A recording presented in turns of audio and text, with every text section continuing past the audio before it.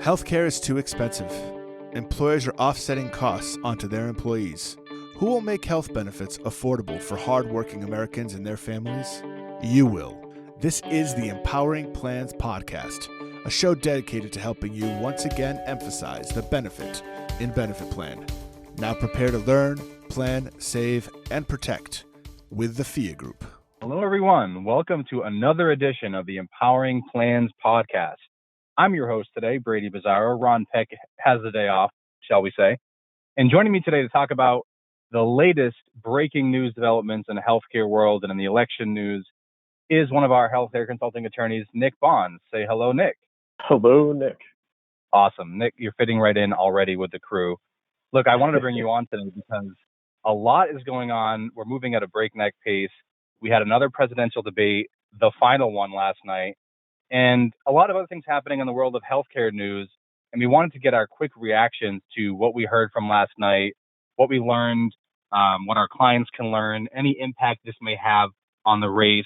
And as we know, we'll be following the election and the race the next coming 11 days until the vote. And so I guess at the start of this, I wanted to say that what a refreshing debate this was, right? We actually had a debate where we could hear the candidates clearly. We got some of their positions on the record. The moderator I thought was great, and it was really refreshing. I wish it happened the first time around, right? Where instead you had a shouting match.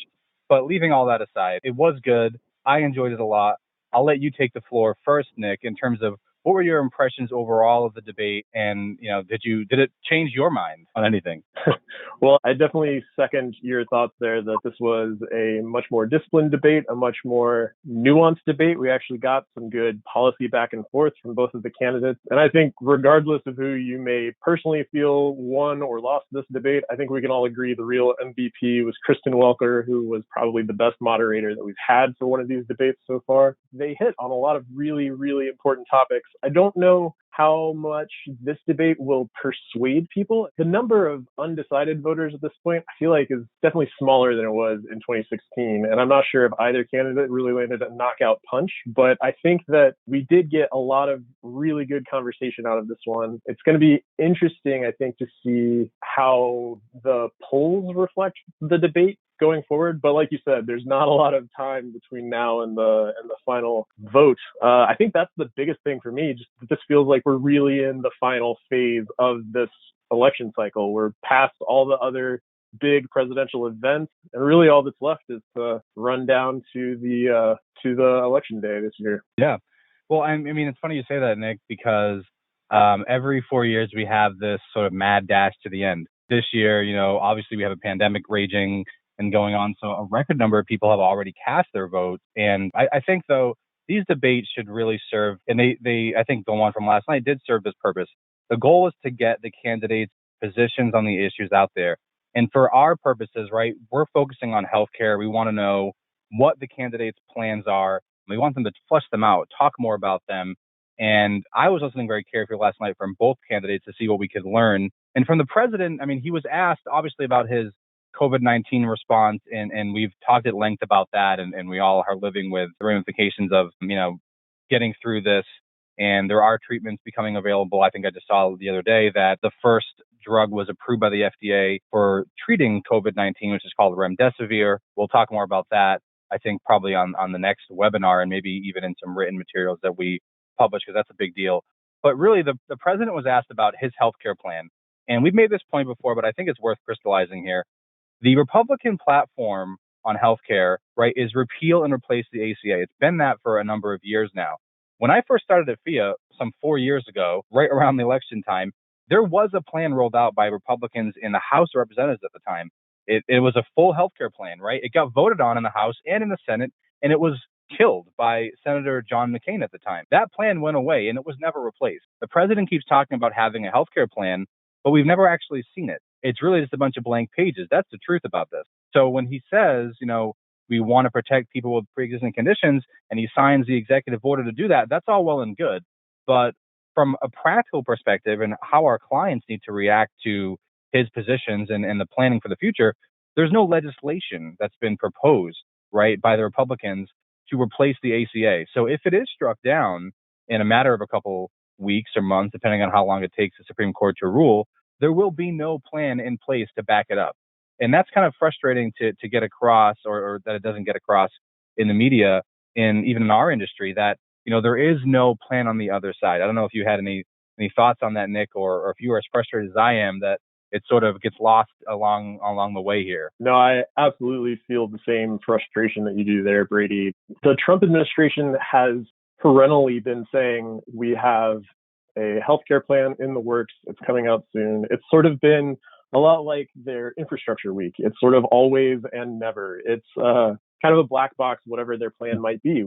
All we really know is that President Trump has said repeatedly that he plans to protect pre-existing conditions, which shouldn't be a surprise because the pre-existing conditions protections in the ACA right now are one of its most popular provisions. And the popularity of the Affordable Care Act itself and the pre-existing conditions protections has just grown in the last 4 years. So it's hard to say what the fallback will be if the Supreme Court were to strike down the Affordable Care Act in its entirety. That would be a huge injection of chaos into the healthcare industry. And yeah, it's worrying what the landscape would look like from there going forward. I think in a way that may make the Supreme Court, even with Amy Coney Barrett on board, would make the Supreme Court a bit more hesitant to strike down the ACA in its entirety, which may be ultimately a silver lining here. If the Affordable Care Act survives the third major lawsuit that's made it up to the Supreme Court on the Affordable Care Act. If this Affordable Care Act can survive this one, we'd at least have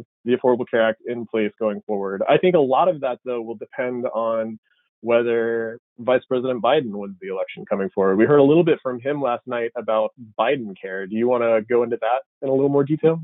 Yeah, funny you say that. That's a new naming for what was Obamacare. And it's funny you mentioned the Supreme Court. I want to talk about that in a minute. But on the debate, a few more things, including on Biden's plan. We've been covering this again at length, but essentially his plan is to strengthen the ACA, right? We know that. The parts of the ACA poll really high, as you mentioned, Nick.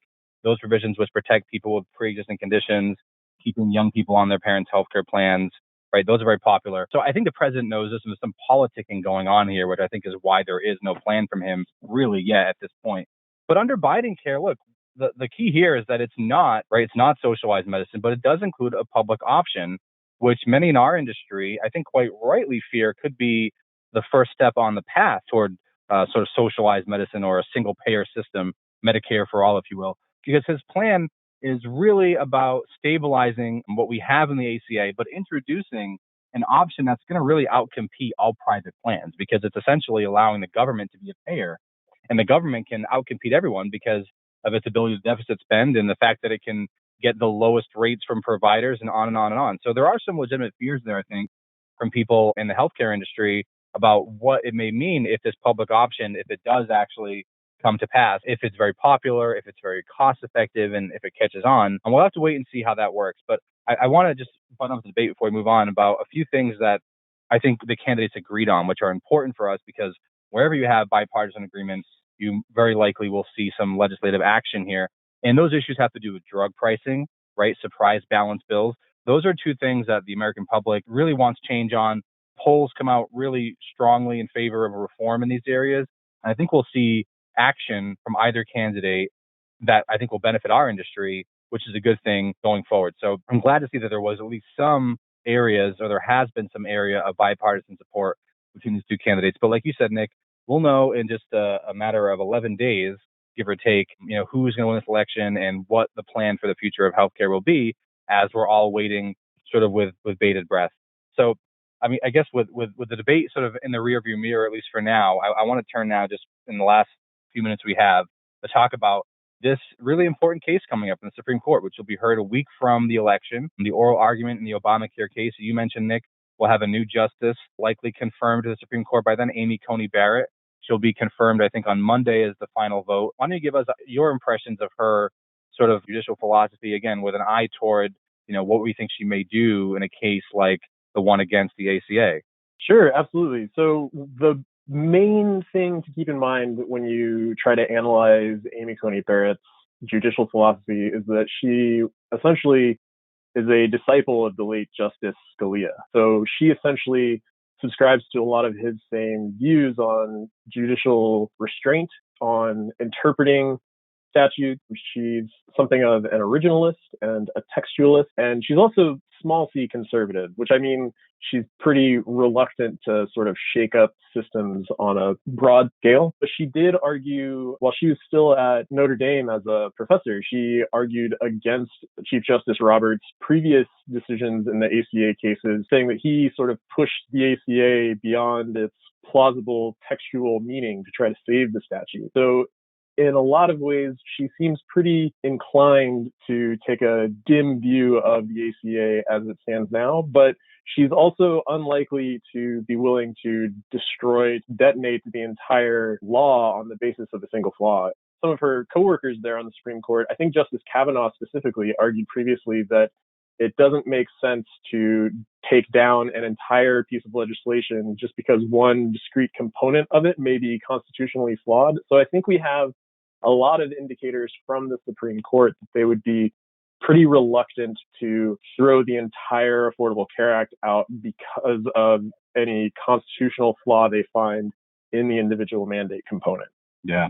Hey, Nick, wouldn't it be a surprise if, in fact, the vote turned out to save Obamacare? Imagine the tweeting we'd see or the anger from Republicans having put someone on the court, right, who they thought would do this. I think what we've seen is with Amy Coney Barrett, again, you mentioned an originalist. During the hearings, she invoked what's known as the Ginsburg rule, right? She didn't want to give any previews or forecasts of how she may rule, and that is understandable. I think she could have probably answered a few more questions on general policy areas with respect to healthcare that she avoided. But what we're left with is her written record. And you mentioned one of her critiques of Justice Roberts' opinion that upheld the ACA 10 years ago. Another thing that's, I think, maybe noteworthy is she participated in a moot court exercise, which is basically a fake case where she worked with a bunch of law students on a made-up case challenging Obamacare. And in that case, she actually ruled to preserve the healthcare law. She found the mandate unconstitutional, but she left the rest of the law in place. I wonder if that would be a preview of how she'd rule on the court. And I don't want to go into too much detail on this because we already have in the past, but remember here, in this case, the issue is severability, right? The individual mandate has been found unconstitutional by a lower court. The question is that mandate unconstitutional now that the penalty has been zeroed out? And if so, does the rest of the law have to fall or not? It would be a momentous decision by any Supreme Court to throw out healthcare, like we said in this podcast, Nick, without having a replacement plan for all those people who are covered. So I think the way to describe Amy Coney Barrett is more as a longer-term threat to the ACA than potentially, one who's going to blow up this law sort of on day one. I would be very shocked as well if that happened. But we'll have to wait and see, and only time will tell, and we'll know in a couple of weeks. And look, the elections, I said 11 days away. I'm on record on the webinar having said that I think Biden will sort of skirt this one out. I think it's different from 2016. If you look at the poll, especially after the debate last night, they are tightening a bit. And the state polls matter more than the national poll, where Biden does have a significant lead. And a lot of people voted early. So we'll have to wait and see how this plays out. I think, though, that the important states to look at, if you're watching the news at all, you know this already, but Pennsylvania, obviously, the Rust Belt, Wisconsin, Michigan, Ohio, right? Even Florida is being contested. There's a lot of swing states that are in play here. I'm waiting to see what happens in Pennsylvania late into the night or perhaps early the next morning. What are you looking for, Nick? What do you think people should be thinking about if they're trying to guess how this may play out? Well, I think you highlighted something really important there, that it's really a few key states that matter here. And I think it was telling as the healthcare debate last night, as the healthcare portion of the debate was sort of winding down, President Trump made a pretty clear pivot directly into fracking, which was sort of the president holding up a big glowing sign to say, hey, Pennsylvania, Texas, look at this. And he tried to ding Biden on his position on fracking and then kind of on global warming. I think that the president probably landed a few good blows there, but I think ultimately I'm sort of in the same camp as you. I think Biden will probably squeak this one out. And I think that's going to be a big deal, because depending on how big the margins are in Biden's favor, we could see a pretty significant shakeup in the Senate, bringing along a lot of down ballot races. Healthcare is sort of how the Democrats took control of the House in 2018.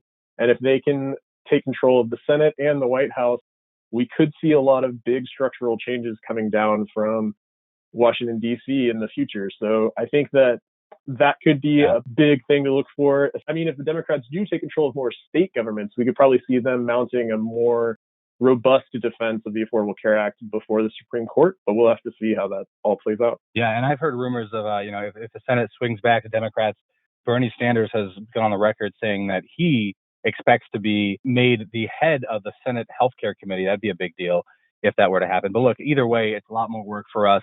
We'll be following this step by step because it has huge implications for our clients, for our industry, whether the ACA is preserved or not, how to prepare for it. We're watching this around the clock, or I know I am especially, and we'll have a complete breakdown of the election results.